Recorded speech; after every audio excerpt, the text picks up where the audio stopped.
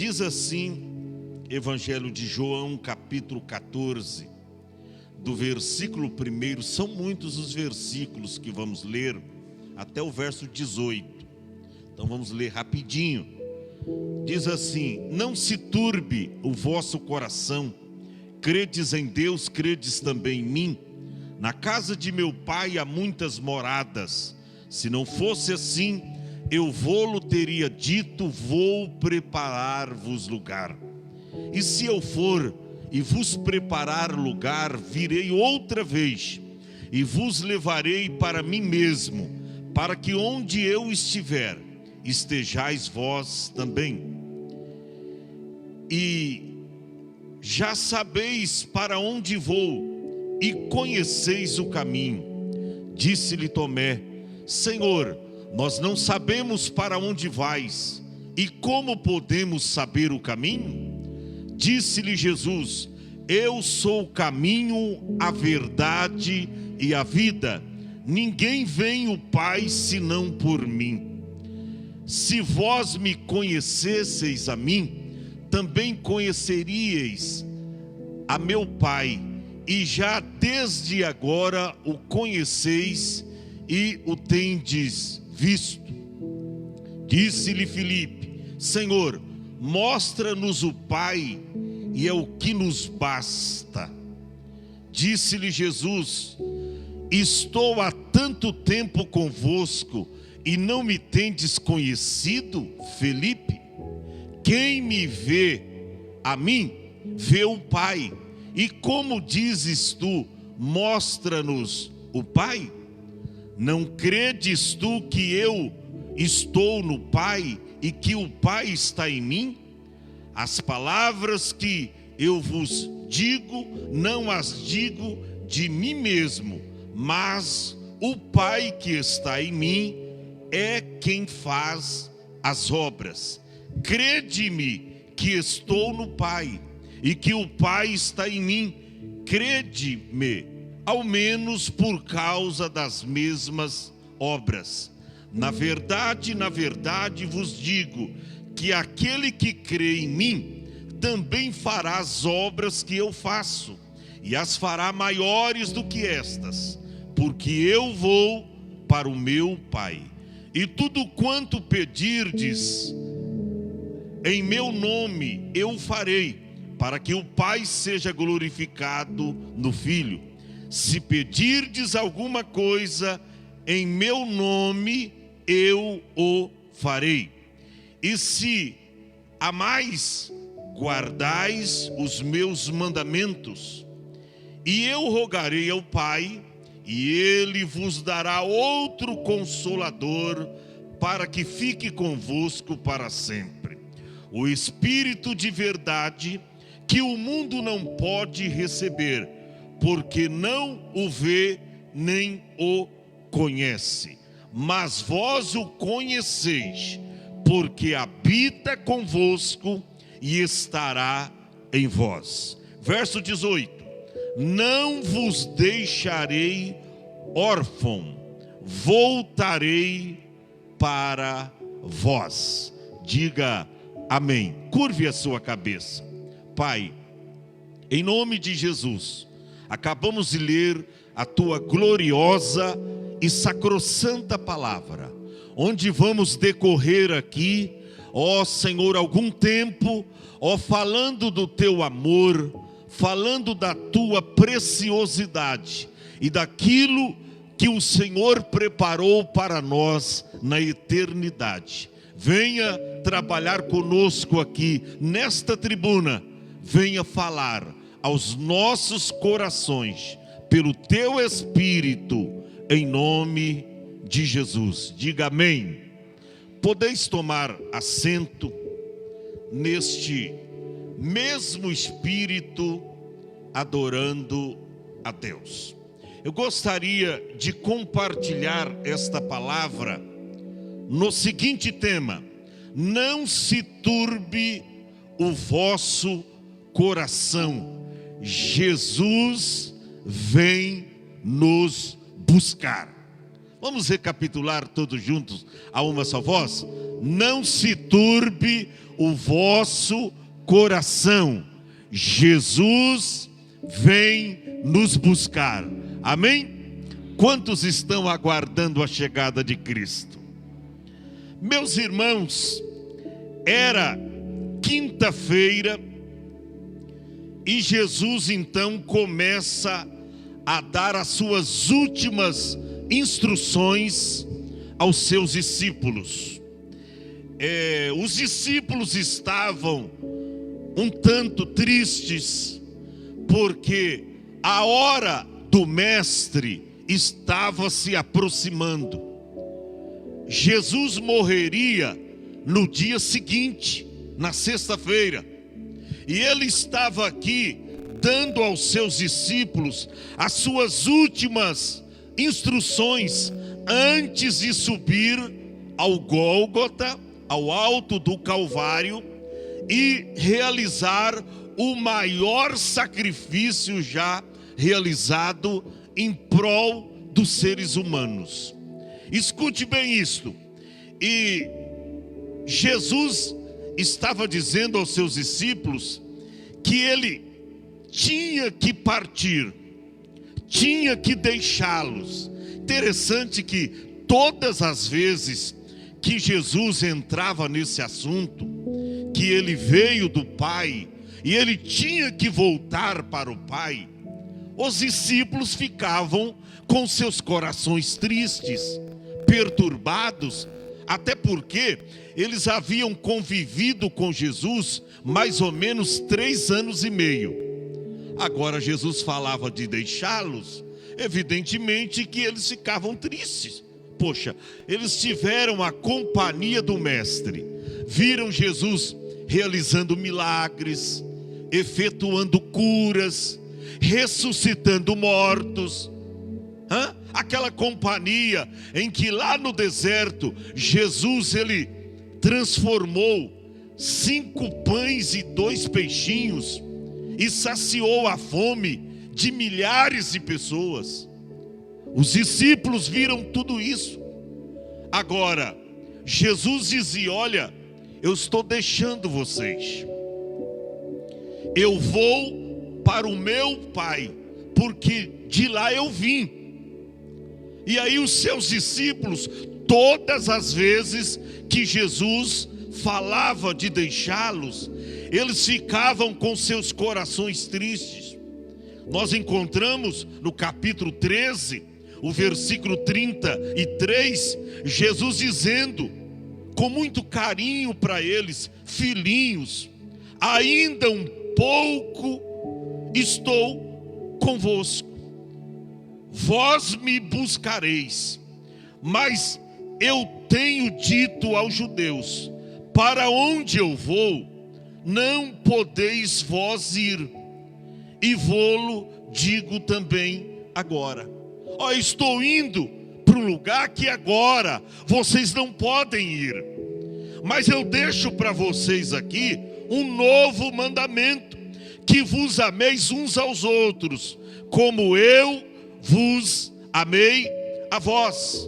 Nisto conhecereis que sois meus discípulos, se amardes uns aos outros. Aí nós vemos um questionamento de Pedro, que ele chega para Jesus e diz: Senhor, para onde vais? Para onde vais? Jesus lhe respondeu: para onde eu vou, você não pode ir agora. Para onde eu vou, você não pode ir, Pedro. Seguir-me-ei, mas depois me seguirás. Para onde eu vou, você não pode me seguir, mas depois você me seguirá. Pedro não compreendia, e não somente Pedro, mas os demais discípulos, eles não entendiam que Jesus veio a este mundo com uma missão de morrer na cruz do Calvário para salvar toda a humanidade. Mas não somente isto, que ao terceiro dia ele ressuscitaria, e deixando uma promessa para os discípulos e para nós também, que ele voltaria para nos buscar. E é o interessante aqui, que assim nós entramos no texto, porque eles tinham então que esperar o retorno de Cristo. No versículo 18, ele diz: olha, não vos deixarei órfão, eu voltarei para vós. Pode esperar que eu venho buscar vocês. Eu venho buscar vocês. Pode ficar aguardando. E eles então teriam que conviver com dias difíceis, com dias de aflições. Tanto é que de antemão Jesus disse: olha, em mim vocês vão ter paz, mas no mundo tereis aflições, mas tende bom ânimo, eu venci o mundo. Porque a vida cristã não é uma sala VIP, a vida cristã não é uma colônia de férias, um mar de rosas. A vida cristã, irmão, não é pisar em um tapete vermelho, aveludado, viver uma vida esplêndida, a seu próprio bel prazer. Nananina, não. A vida cristã é uma guerra constante, é uma guerra ferrenha. A vida cristã é luta aqui, luta ali, luta lá. Você tem luta em casa, você tem luta no trabalho, você tem luta de perseguição, você enfrenta as mesmas dificuldades que as pessoas não cristãs enfrentam. E olha, muitas vezes por amor a Cristo, até mais do que as pessoas que não conhecem a Cristo, que não conhecem a Deus. Mas os discípulos agora, eles tinham que estar preparados para esse momento. E aí, quando Jesus entrou nesse assunto, que ia para o Pai, que ia deixá-los, os discípulos ficaram com seus corações tristes, turbados. Aí Jesus começa a dizer-lhes, no versículo 1, não se turbe o vosso coração. Não se turbe o vosso coração. Ou seja, ele estava dizendo em outras palavras: tudo que de antemão eu já vos falei, vocês terão que passar. Vão enfrentar aflições, vão ser perseguidos por causa do meu nome. Muitos de vocês serão mortos, matar-vos-ão por causa do meu nome.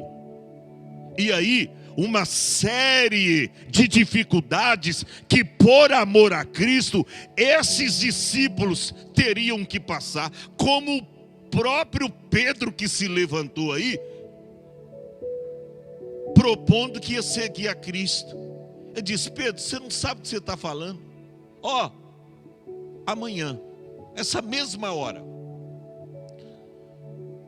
antes que o galo cante, 3 vezes você me negará. Está aí nos últimos versículos do capítulo 13.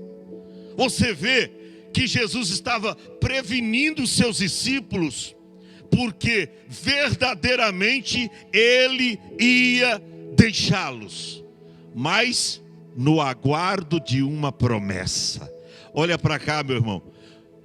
Você está inserido nesse contexto de dificuldades também, mas você vive sobre uma promessa de Cristo. Tem uma promessa de Deus para você. Tem uma promessa de Deus para a igreja. Então os discípulos se entristeceram. Aí Jesus disse: não se turbe o vosso coração. Credes em Deus, credes também em mim. E é dessa forma que nós, como crentes, que nós, como cristãos, vamos vencendo e vencendo para a glória de Deus. É aguardando a bem-aventurança e o aparecimento de Cristo nas nuvens, e crendo em Deus, crendo naquilo que Jesus falou: não vos deixarei órfão, eu voltarei para vos buscar. Não se turbe o vosso coração. O que Jesus estava dizendo aí? Vocês vão ter problema, vocês vão ter aflições, vocês vão ser perseguidos por causa do meu nome, vocês vão ter muitas dificuldades nessa caminhada, mas fique tranquilo, não se turbe o vosso coração. Credes em Deus, credes também em mim. Não dá para isentar as crises da nossa vida. Por exemplo, agora, esta pandemia. Como não ficar triste quando você vê um amigo, que você torce pelo sucesso dele, tendo que fechar as suas portas e dizer: a minha microempresa fechou definitivamente. Ou a sua própria empresa, você ter dificuldade não somente do seu ganho, mas para mantê-la de porta aberta, e você convive com todo tipo de aflição, e aí vem fiscais te perseguindo: abaixa a porta, e de repente começa a chegar conta debaixo da porta, é água, é luz, é aluguéis, e você convive o tempo todo com esta aflição. Se não bastasse o pânico causado pela a própria doença, o vírus, e você: meu Deus, o que é que eu vou fazer? Irmão, nós estamos em meio a todas essas dificuldades. E como agora manter a nossa esperança de que Cristo brevemente voltará para nos levar para Deus? É não turbando o nosso coração, não se entristecendo com nada. Por quê? Porque todas as coisas aqui são susceptíveis, transitórias, passageira. Casa vai ficar, carro vai ficar, a sua loja vai ficar. Se mora num condomínio, vai ficar também o condomínio. Nada disso vai subir, mas você, se estiver pronto, subirá cantando o hino da vitória. É a nossa alegria, Rose, é o nosso prazer, é o nosso contentamento. Por isso Jesus foi categórico: não se turbe o vosso coração. Talvez você adentrou aqui com o seu coração perturbado: meu Deus, eu não sei o que eu vou fazer essa semana, eu não sei se eu mantenho o meu comércio aberto, ou se eu vou fechar definitivamente, eu não sei como é que eu vou pagar as minhas contas, eu não sei, olha, parece que eu estou tossindo, parece que eu estou com sintomas da Covid, e você está desesperado ou desesperada. Mas Jesus me manda te dizer: não se turbe o vosso coração. Tão somente creia em Deus. Creia em Deus. Ele diz: credes em Deus, credes também em mim. E aí Jesus muda de assunto. Ele diz: olha, na casa de meu pai há muitas moradas. Ou seja, eu não vou deixar vocês aqui por muito tempo, não. Eu vou vir buscar vocês. Era o que Jesus estava dizendo aos discípulos: eu não vou deixar vocês aqui, não. Eu não vou esquecer de vocês. Eu vou vir buscar vocês. Na casa de meu pai há muitas moradas. Olha para cá. Deus preparou o seu lugar no céu antes da fundação do mundo. Na presciência de Deus, quando Ele fez céu e terra, Ele já preparou o nosso lugar. Ele sabia que o homem seria colocado no teste, como foi lá no Jardim do Éden, que o homem fracassaria. Ele já na sua presciência preparou o Redentor para salvar o homem, para vivificar o homem, o seu próprio Filho Jesus. Por isso que Jó exclamou dizendo: eu sei que o meu Redentor vive e que por fim se levantará. Deus preparou tudo no que diz a nós. Ele preparou tudo. E Jesus foi categórico. Ele chega para os discípulos e diz: não se turbe o vosso coração, credes em Deus, credes também em mim. Na casa de meu Pai há muitas moradas. Há muitas moradas. E você sabe que esses dias eu disse aqui que o arrebatamento da igreja já está acontecendo. Alguém estava aí num questionamento: mas se o cantor Lázaro fosse um homem de Deus, por que Deus não o salvou da Covid? Por que Deus não o salvou? E eu disse: quem disse que Deus não o salvou? Deus não o curou, mas Deus o salvou. Por quê? Porque o arrebatamento da igreja individualmente já está acontecendo.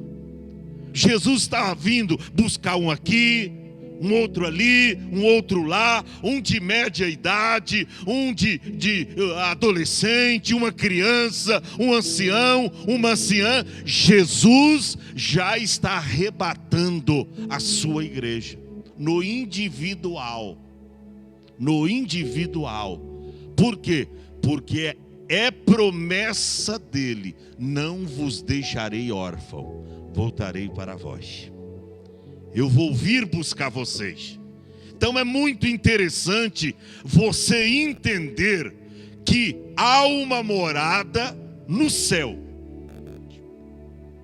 te esperando. E ele diz: se não fosse assim, seria mesmo, numa outras palavras, que Jesus dissesse: se lá não tivesse morada, se lá não tivesse lugar para vocês, eu teria dito: vou preparar-vos lugar. É isso. Ele está dizendo aí que o lugar já existia. Quando ele falou, ele diz: na casa de meu pai há. É um verbo definido. Há muitas moradas. Se lá não tivesse, se não fosse assim, então eu teria dito: vou preparar-vos lugar. E se eu for, continuação do diálogo dele, ele diz: se lá não tivesse morada, eu teria dito: vou preparar-vos lugar. E se eu for e vos preparar lugar, virei outra vez e vos levarei para mim mesmo. Aonde nós vamos estar com Cristo? No lugar aonde Ele estiver. Hoje, nós sentimos a presença de Cristo na igreja.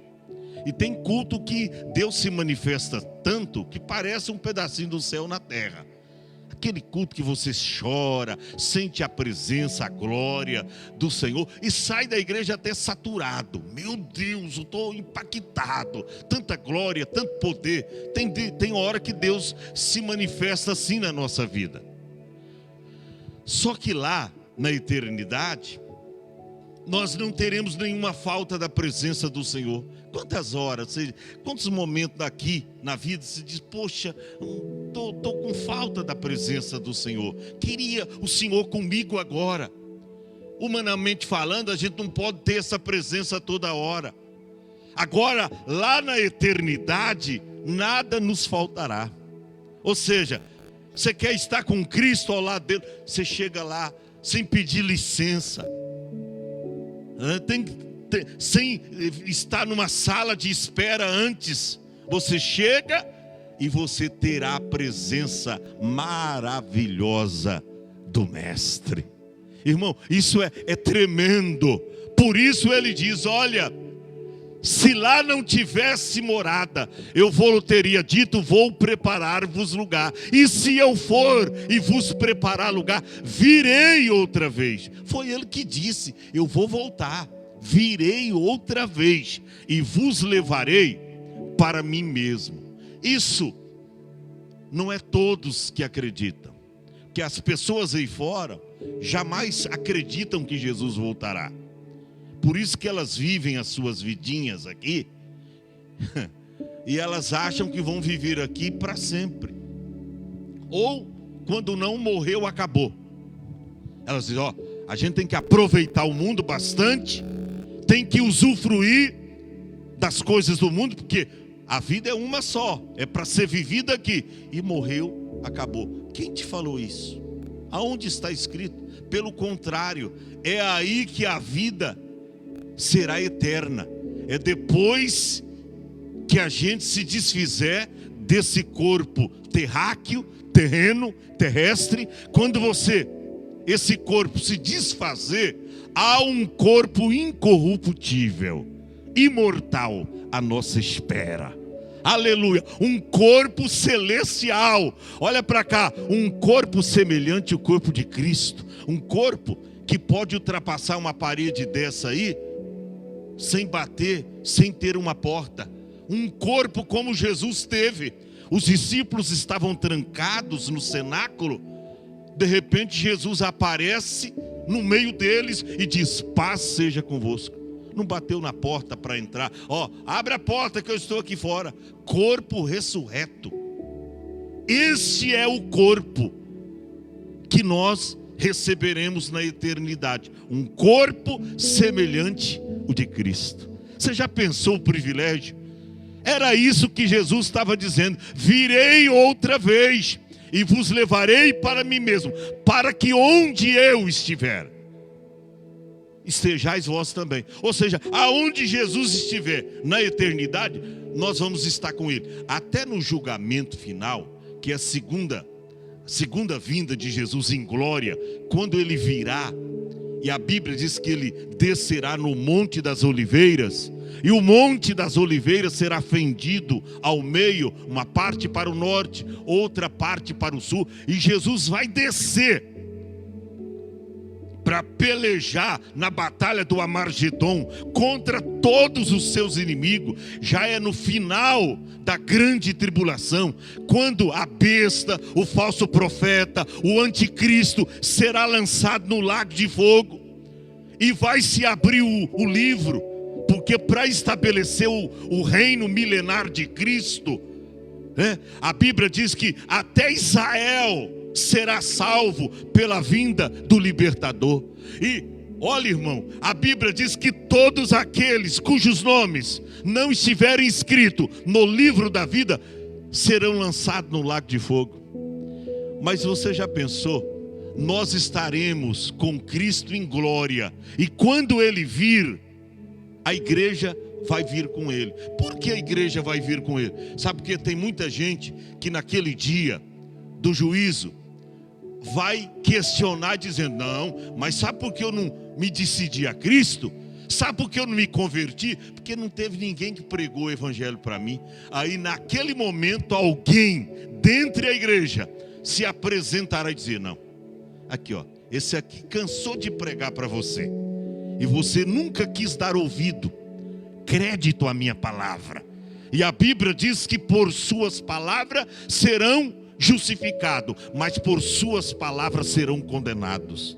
Irmão, isso é tremendo, isso é para mim, é para você. Por isso que é uma âncora de esperança para nós. O retorno de Cristo, ele diz, virei outra vez e vos levarei para mim mesmo. Por que mim mesmo? Porque Jesus nos comprou. Nós somos dele. Pedro escreveu dizendo mais tarde, não fosses comprado com prata e ouro, coisas humanas, mas com o precioso sangue de Cristo, como de um cordeiro imaculado e incontaminado. Fosses comprado, disse Pedro, por um bom preço.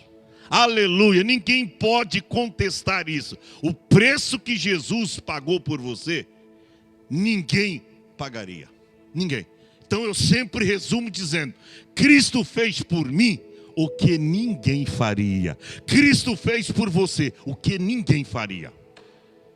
Então, daí o tamanho da nossa responsabilidade de estar preparado para o encontro de Jesus. E eu te pergunto, você está preparado para encontrar Jesus? Está preparado? Está esperando Ele, porque Ele virá para aqueles que o esperam. Jesus não vai vir para a pessoa que não está nem aí com Ele. Uma hora está na igreja, uma hora não está, uma hora é crente, outra hora não é. Uma hora está tomando Santa Ceia, outra hora não está. Uma hora está buscando a Deus, está no foco, né?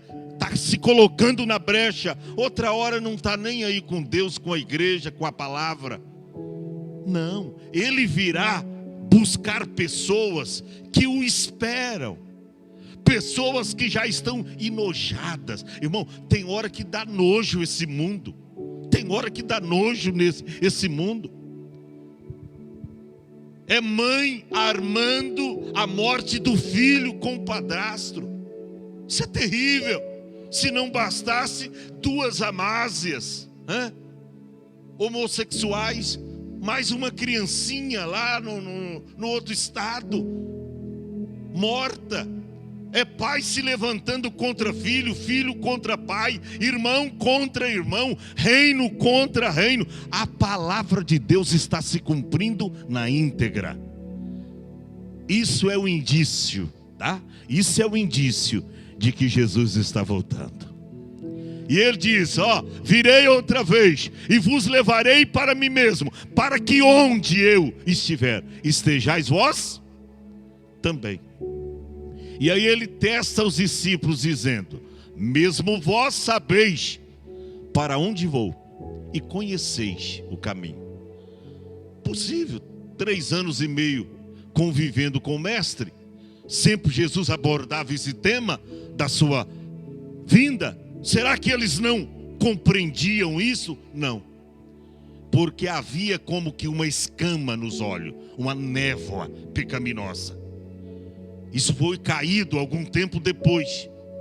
Mas até então, o coração deles estavam como que endurecido.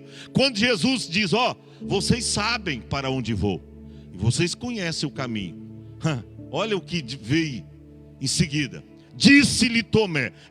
Alguém pode dizer, mas esse aí, pastor, esse aí tira de letra, né? São os Tomés da vida.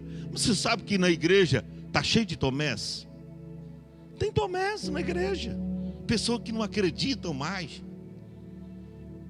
Esses dias alguém me abordou e disse, pastor, mas o senhor está pregando, escreveu num vídeo, eu falando sobre a volta de Cristo, o senhor está pregando que Jesus vai voltar, mas pastor, há mais de 40 anos eu estou na igreja, até hoje Jesus não veio. Eu acho que não vai voltar não, pastor. Acho que não vai voltar não. E tem muita gente que já não acreditam mais. Então, Jesus fala sobre o tema, fala, vocês conhecem, vocês sabem para onde eu vou e vocês conhecem o caminho para lá. Aí um discípulo chamado Tomé disse, Senhor, espera aí, nós não sabemos para onde vais. E como podemos saber o caminho? A gente não sabe. Mas como Jesus estava... Você vê que tem gente que a mente é fechada. Os olhos estão vendados. Porque Jesus estava falando. E sempre abordava o tema. Agora, Tomé disse, Senhor, a gente não sabe. Não sabe? Então vou dizer para vocês. Aí ele disse, e disse-lhe Jesus, eu sou o caminho. Jesus nesse versículo é categórico. Ele diz, eu sou o caminho. Então os demais são tudo atalhos, tá? Só há um caminho, os demais são atalhos. É você que escolhe. Quer seguir a Cristo, quer ir para a eternidade. Jesus aponta dizendo, eu sou o caminho. Ele é tão categórico que ele não diz, eu sou um dos caminhos. Porque se ele tivesse falado, eu sou um dos caminhos, evidentemente que teriam outros mais. Ele não diz, eu sou um dos caminhos. Ele diz, eu sou o caminho. Isso equivale a dizer, Jesus dizendo, eu sou o único caminho. Os demais são atalhos. E cuidado, porque tem gente que gosta da facilidade, né? Mas esse caminho de Cristo é muito difícil, rapaz. É muito difícil servir a Deus. e quer pegar alguns atalhos. Cuidado com os atalhos da vida, pode te levar para o abismo. Ele diz: eu sou o caminho, que mais? A verdade e a vida. Isso aqui a gente pregava antigamente para os não crentes, mas a gente tem que trazer novamente a palavra para os púlpitos das nossas igrejas e pregar para os crentes, porque os crentes esqueceram disso, que para o céu Jesus é o caminho. Você não tem que ficar olhando aí o que a mídia televisiva está falando. Você não tem que estar se informando acerca dos acontecimentos e dos sinais que antecedem a vinda de Cristo. Quer saber da volta de Jesus? Lê Mateus capítulo 24, porque Mateus capítulo 24 é o jornal de amanhã. Lá tem tudo o que você precisa. Lá fala da pestilência, está inserida lá a Covid-19, fala de terremotos, reino contra reino, nação contra nação, fala tudo. Mateus 24 é o jornal de amanhã. Então escute bem isso. Você deseja ir para o céu? Jesus é o caminho. Mas ele não diz apenas que é o caminho, ele diz: eu sou a verdade. Eu sou a verdade. Por isso que todo tipo de mentira você deve detestar, não aceitar. Mentira, falou mentira, cuidado. Porque uma mentira dita muitas vezes parece que tende a se tornar verdade. Cuidado com a mentira. Sabe por quê? A Bíblia diz que o mentiroso é filho do diabo. Por quê, pastor? Porque o diabo é pai da mentira. E diz que ele mente desde o princípio. Então cuidado com a mentira. Alguém mentiu para você uma vez, cuidado, porque ela vai mentir outras vezes. E assim sucessivamente. Então Jesus não tem nada com a mentira. Ele diz: eu sou o caminho, eu sou a verdade e o que mais? A vida. Por isso que quem tem Jesus tem vida, irmão. Tem vida, vida eterna. Aí não fala de vida apenas em si, de você viver aqui alguns anos. Não, isso aí fala de vida eterna. Porque Jesus diz: se alguém ouvir a minha palavra e crer, tem a vida eterna, e eu o ressuscitarei nos últimos dias, ou no último dia. Então fala de vida eterna. Ninguém vem ao Pai. Por que não está escrito ninguém vai ao Pai? Mas está escrito ninguém vem. Tem gente que vai citar esse versículo, cita errado. Está escrito lá em João 14,6, disse Jesus: eu sou o caminho, a verdade e a vida, ninguém vai ao Pai. Não está escrito vai, vem. Mas como é que se interpreta esse versículo? No verso abaixo: ninguém vem ao Pai, porque Ele mesmo é o Pai. Ele mesmo é o Pai. Em Cristo está toda a plenitude de Deus. É Pai, Filho e Espírito Santo. Quando veio ao mundo, Jesus veio com duas naturezas: a natureza humana e a natureza divina. Na natureza humana, Jesus teve mãe e não teve pai. Na natureza espiritual, divina, Jesus teve pai e não teve mãe. Com duas naturezas. E aí, ele se apresenta como pai. Ele é o pai. Pastor, mas está escrito, tá? Verso de número 7. Ele diz: se vós me conhecesseis a mim, também conheceríeis a meu pai. E já desde agora o conheceis e o tendes visto. Por quê? Porque Jesus estava falando com eles ali pessoalmente. Ele diz: eu sou o Pai. Olha o que acontece quando Jesus fala isso. Um outro discípulo, verso 8. Disse-lhe Filipe: Senhor, mostra-nos o Pai, e é o que nos basta. Olha aí, olha a dúvida. Ele acabou de dizer: vocês já me conhecem. e tem de me visto, porque eu estou com vocês. Mas aí a dúvida sobe no coração. Aí um discípulo chama, agora não é Tomé, agora é Felipe. Senhor, mostra-nos o Pai, e é o que nos basta. Qual é a resposta de Jesus? Felipe, eu estou há tanto tempo convosco, e não me tendes conhecido? Felipe, quem vê a mim, vê o Pai. Aleluia. Quem vê a mim, vê o Pai. Em outras palavras, Jesus estava dizendo, sabe por quê? Porque eu e o Pai, nós somos um.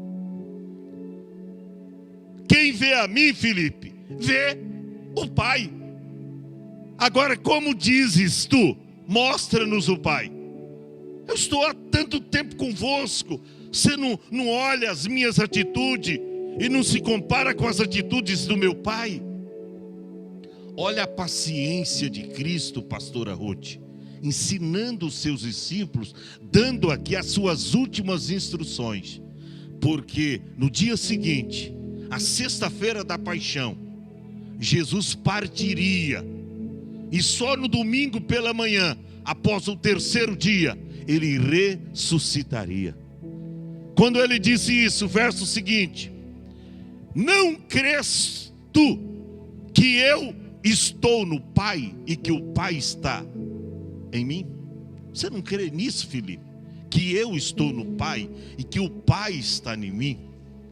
Por isso que hoje é fácil saber o verdadeiro cristão pelas suas obras. A Bíblia diz, pelos seus frutos o conhecereis. É fácil conhecer uma pessoa que está em Cristo e Cristo está nela. Você olha, compara as obras, as atitudes, não mente, fala a verdade, sofre às vezes até calado, chora, porque o verdadeiro cristão chora, mas ele aguenta firme, porque ele está debaixo de uma promessa de Deus, que vem restaurá-lo, vem tirá-lo dessa terra. Então ele está em Cristo, e Cristo está nele. Você pega a esponja, coloca na água. Aonde está a água? Na esponja. E aonde está a esponja? Na água. Está ali, na água. Então é você em Jesus e Jesus em você. Ele diz, não crês tu que eu estou no Pai e que o Pai está em mim? As palavras que eu vos digo, não as digo de mim mesmo, mas o meu Pai que está em mim é quem faz as obras. Ou seja, eu não estou fazendo nada. Vocês acham que foi eu que ressuscitei os mortos? Não fui eu, foi o Pai. Vocês acham que foi eu que operei lá na multiplicação dos pães e dos peixes? Não fui eu, foi o Pai. Você acha que Jesus, que foi eu que curei aquele cego lá de Jericó? Não fui eu, foi o Pai. E ele vai apresentando aos discípulos todas as obras do seu Pai. Irmão, isso é um verdadeiro filho, né? Que não tira os méritos do seu pai. Não, eu sou assim por causa do meu pai. Eu sou assim, foi o meu pai que me ensinou. Eu sou assim, uma pessoa leal, verdadeira, porque o meu pai me ensinou a ser assim. Ande nas mesmas pisadas do teu pai. Ande nas mesmas pisadas de Cristo. E aí, finalizando, crede-me que estou no Pai e que o Pai está em mim. Crede-me, ao menos por causa das obras.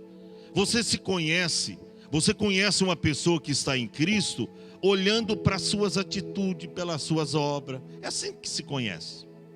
Dá para ver hoje, nesses últimos tempos, quem está preocupado com a vinda de Cristo e quem não está. Quem está com vontade de ir morar no céu e quem não está.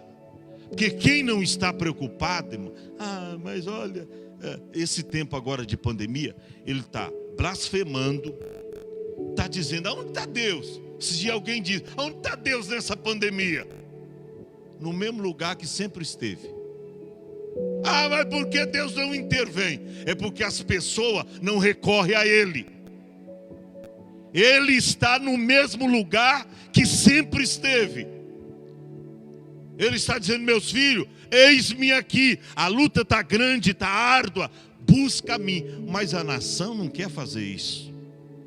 É mais fácil culpabilizar alguém. É mais fácil jogar a culpa no governo, nos governadores, no prefeito, no presidente, em A, B, C. Não é mais fácil?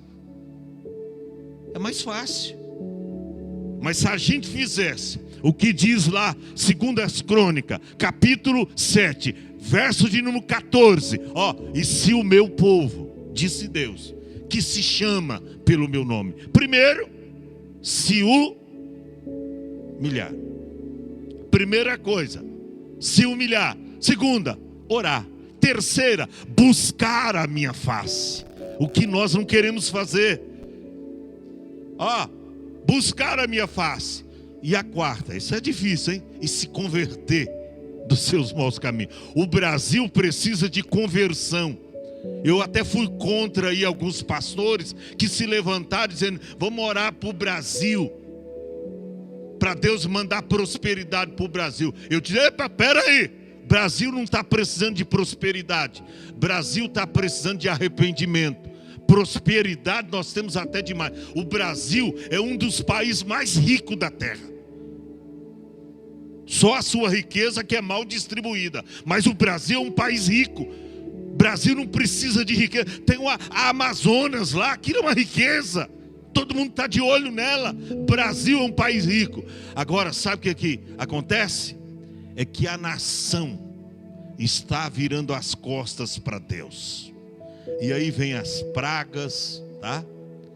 Vem a pandemia, vem os terremotos. Já se fala de terremotos no Brasil, maremotos. A coisa tá ficando cada dia mais complicada. Sabe por quê? Porque esta palavra aqui está se cumprindo. Jesus disse: passará o céu e a terra, mas as minhas palavras não hão de passar. Eu finalizo aqui. Quais são as condições, então, que Jesus estabelece para a gente subir? Quais são as condições? Está no versículo 25 até o 27 para a gente terminar.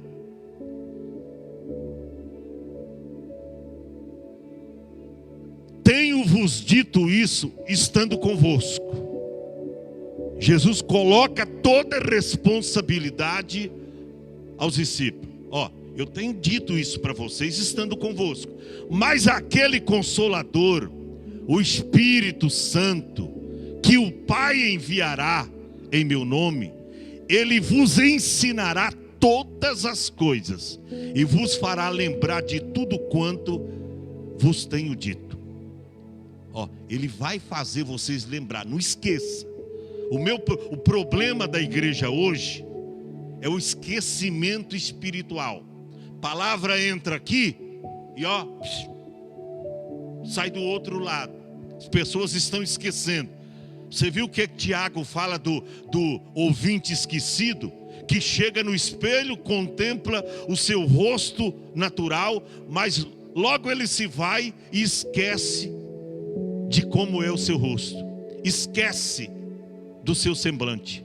Assim somos nós, irmão. A gente vem na igreja, Deus fala com a gente, amanhã ou depois a gente já esqueceu.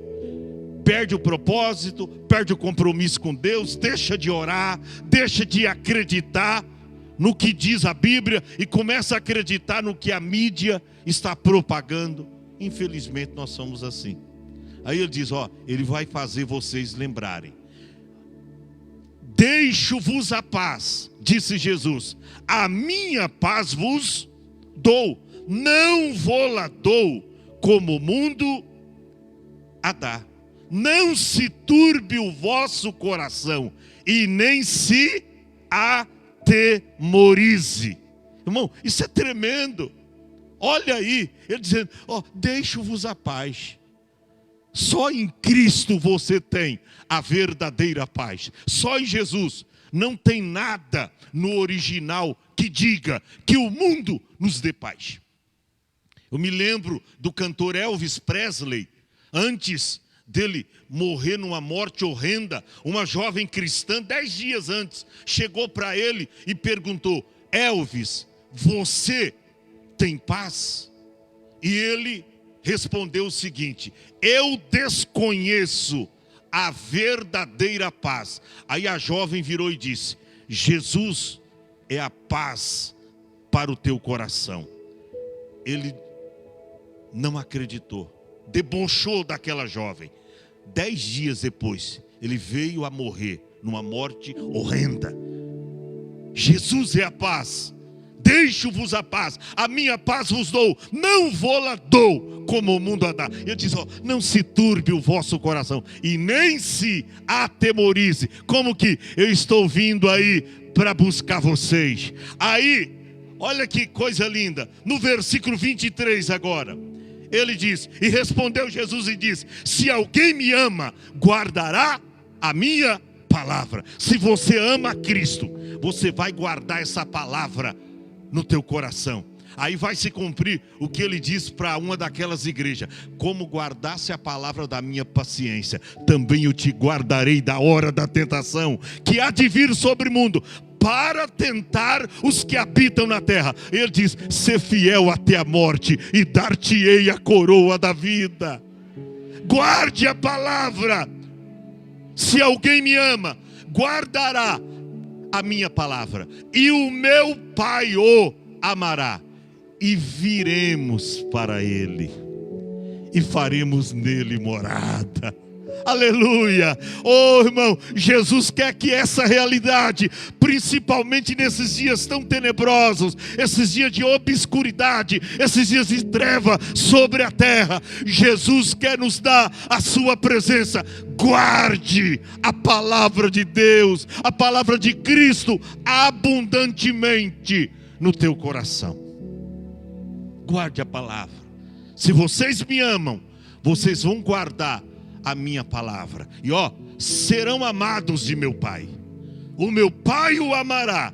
Aí viremos a vocês, viremos a Ele, e faremos nele morada. Verso 24 diz: quem não me ama, não guarda as minhas palavras. É fácil entender isso. É de fácil interpretação, guerreiro Cláudio, Luiz. É fácil a interpretação. Quem não me ama, não guarda as minhas palavras. Ora, a palavra que ouviste não é minha, mas do meu Pai que me enviou. Oh, meu irmão, Jesus está voltando. Não se turbe o vosso coração. Jesus vem nos buscar. Jesus vem nos buscar. Eu acredito piamente, eu não sei vocês, mas eu acredito piamente, Thaís, que nós somos a geração do arrebatamento. Eu acredito que nós somos a geração do arrebatamento. Não haverá outra. Jesus está voltando. Hebreus capítulo de número 10, versículo 37, está escrito: porque ainda mais um pouquinho de tempo, o que há de vir, virá, e não tardará. Mais um pouquinho de tempo. Apocalipse 3:11, ele foi categórico, ele foi claro. Ele diz: eis que venho sem demora. Tem gente que diz que Deus tarda, mas não falta. Mentira. Eu não creio num Deus assim. Eu creio num Deus que tem os seus tempos estabelecidos, até para a morte. Eu disse aqui de alto e bom som que só vai morrer nesta pandemia quem estava designado para morrer. E aí a pandemia foi simplesmente uma desculpa. Por quê? Porque segundo Eclesiastes capítulo 3, ou 3 como queira, os versos 1 e 2, diz que há tempo de nascer e há tempo de morrer. E que vai dizer que eu e você só vai morrer quando Deus designar o dia.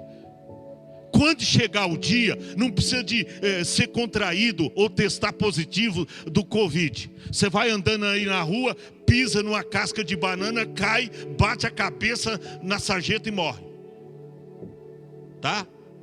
Você vê que teve gente lá com 100 anos. Foi lá, ficou 30 dias internado, entubado. Aí saiu lá até sem dentadura.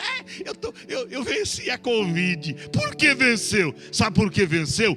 Porque não era o dia de morrer. Então a morte, a Covid é só uma desculpa, é só uma passagem, irmão. Mas você só vai morrer quando Deus quiser. Aleluia, tá bom? Então fique tranquilo. Eis que venho sem demora, disse o Senhor Jesus. Guarde o que tens. Pastor, o que é que eu tenho? Você não sabe? O que é que você tem? Tem o nome escrito no livro da vida. Tem o maior tesouro, porque a Bíblia diz é um tesouro em vaso de barro. E o vaso é de barro, então quebra facilmente. Cuidado, o tesouro está aí dentro. Você lembra lá do profeta Jeremias, quando o povo pecou? Ele diz, caiu a coroa da nossa cabeça, ai de nós porque pecamos. Então a coroa pode cair da cabeça quando nós pecamos. Por isso que está escrito, eis que venho sem demora, guarde o que tens, para que ninguém tome a sua coroa. Por que ninguém tome a sua coroa? Porque se deixar tomar, alguém pode tomar. Não toma para ele, mas faz você perder, faz você tropeçar, faz você olhar para baixo. Vamos ficar em pé? Eu quero orar por você. Eu quero orar pela tua vida. Não se turbe o vosso coração. Jesus vem logo nos buscar. Talvez você adentrou aqui sem esperança. Perdeu a fé. Perdeu o ânimo. Perdeu a alegria da salvação. Sabe que esses dias eu estava meditando no Salmo 51. Quando Davi pecou. E aí, ele diz, Senhor, torna a dar-me a alegria da tua salvação. Ele diz, Senhor, me aviva novamente. Cristo está voltando, igreja. É hora de você se avivar espiritualmente. É hora de você ter a alegria do céu. Se as coisas aqui não estão dando muito certo, muito certas, as coisas não estão fluindo, fique tranquilo. Isso é um indício. Jesus está voltando aí. Eu gostaria de orar pela sua vida. Quer sair do teu lugar e vir à frente? Em nome de Jesus, saia. Pastor, eu gostaria de receber essa oração aqui à frente do altar. Nós vamos cantar aqui um louvor e vamos ler os pedidos e orações.